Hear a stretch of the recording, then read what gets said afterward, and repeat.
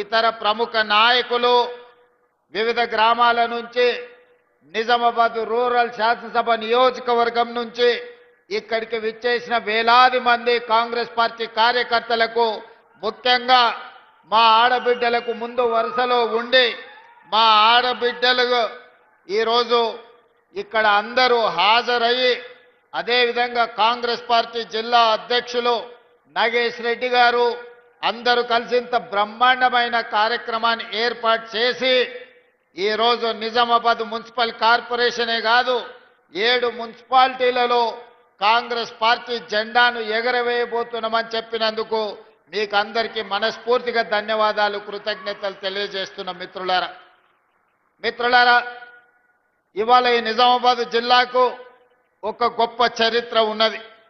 ఈ చరిత్ర గురించి ఈరోజు మనం మాట్లాడుకోవాల్సి వస్తే నా తెలంగాణ కోటి రతనాల వీణ అని నినదించిన దాశరథి ఈ నిజామాబాదు గడ్డ మీద పుట్టిన బిడ్డ.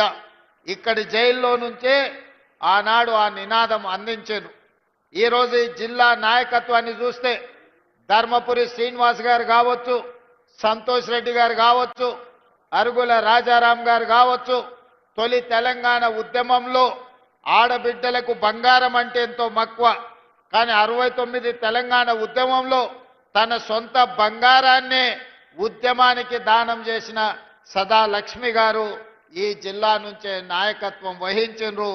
ఈ జిల్లా అభివృద్ధిలో భాగస్వాములైన పెద్దలు మండవ వెంకటేశ్వరరావు గారు ఈ ప్రాంత ప్రజలందరికీ సుపరిచితులు.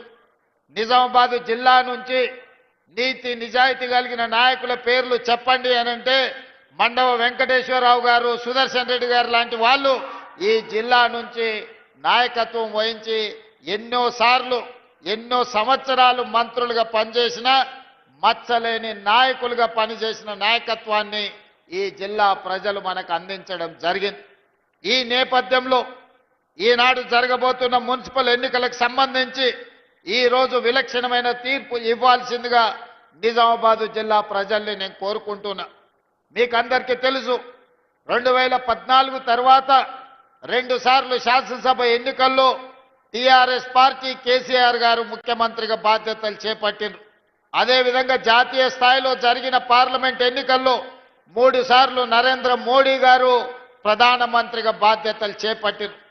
12 సంవత్సరాలు నరేంద్ర మోడీ ప్రధానమంత్రిగా, 10 సంవత్సరాలు కల్వకుంట్ల చంద్రశేఖరరావు గారు ముఖ్యమంత్రిగా బాధ్యతలు చేపట్టి నిజామాబాద్ మున్సిపల్ కార్పొరేషన్లో కూడా 2 సార్లు టీఆర్ఎస్ పార్టీని ఇక్కడ గెలవడం జరిగింది. నిజంగానే సమస్యలను పరిష్కరించి ఉంటే నిజామాబాద్ జిల్లాలో, నిజామాబాద్ నియోజకవర్గంలో, నిజామాబాద్ మున్సిపల్ కార్పొరేషన్లో ఈరోజు చెత్త కుప్పగా మారి మురికి కూపంగా మారుండే పరిస్థితులు కావు.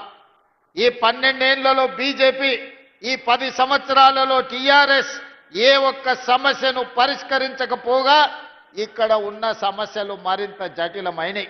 అందుకే ఈనాడు నిజామాబాద్ జిల్లా ప్రజలకు నేను గుర్తు చేయదలుచుకున్నా. నిజామాబాద్ జిల్లా అంటే వ్యవసాయానికి మారు పేరు. అంకాపూర్ చికెన్ దేశంలోనికే ఒక ప్రఖ్యాతి గాంచింది.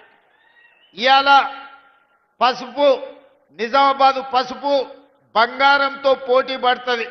ఆయల్లో 1 క్వింటాల్ నిజామాబాద్ పసుపు అమ్మితే తులం బంగారం కొనుక్కునే పరిస్థితి ఉండే, క్వింటాల్ పసుపు మార్కెట్లో అమ్మి తులం బంగారం కొనుక్కొని ఇంటికి వచ్చేదని పెద్దలు చెప్పేటోళ్ళు. ఇక్కడ చెరుకు కానీ, ఇక్కడి పసుపు కానీ, ఇక్కడ వరి ధాన్యం కానీ, ఇక్కడి వ్యవసాయం తెలంగాణకే కాదు దేశానికే ఆదర్శం. నేను రైతు ధర్నాకు వచ్చినప్పుడు చెప్పిన, హర్యానా పంజాబ్లో ఏ విధంగా పౌరుషంగా రైతాంగం కొట్లాడుతుందో, రైతుల సమస్య వచ్చినప్పుడు రైతాంగ హక్కుల కోసం, రైతుల గిట్టుబాటు ధర కోసం మొత్తం తెలంగాణ రాష్ట్రంలోనే మొట్టమొదట కదం దొక్కేది నిజామాబాద్ రైతాంగం. ఇక్కడి రైతుల్లో ఉన్న చైతన్యం, ఇక్కడ రైతుల్లో ఉన్న పట్టుదల పోరాటం దేశానికి ఆదర్శం. అందుకే ఈనాడు రైతాంగ పోరాట పటిమ ఉన్న, ఈ ప్రాంతంలో గొప్ప నాయకత్వం ఉన్న కాంగ్రెస్ పార్టీ ఈనాడు గెలవాల్సిన అవసరం ఉన్నది. ఆనాడు ఎట్లయితే డాక్టర్ వైఎస్ రాజశేఖర రెడ్డి గారు డి శ్రీనివాస్ గారి నాయకత్వంలో వాళ్ళిద్దరి జోడీలో 2004 2009 ఎన్నికల్లో కాంగ్రెస్ పార్టీ అధికారంలోకి రావడం మనం కళ్ళతో చూసినాం. అందుకే ఈనాడు ఖచ్చితంగా నేను ఈ వేదిక మీద నుంచి తెలంగాణ సమాజానికి మాట ఇవ్వదలుచుకున్నా. 2023 ఎన్నికల్లో నేను పిసిసి అధ్యక్షుడిగా, మహేష్ గౌడ్ గారు కార్యనిర్వాహక అధ్యక్షుడిగా 2023 నాడు కాంగ్రెస్ పార్టీని అధికారంలోకి తీసుకొచ్చినాం. మళ్ళీ 2029లో మహేష్ గౌడ్ గారు పిసిసి అధ్యక్షుడిగా, నేను ముఖ్యమంత్రిగా, ఆనాడు డాక్టర్ వైఎస్ రాజశేఖర రెడ్డి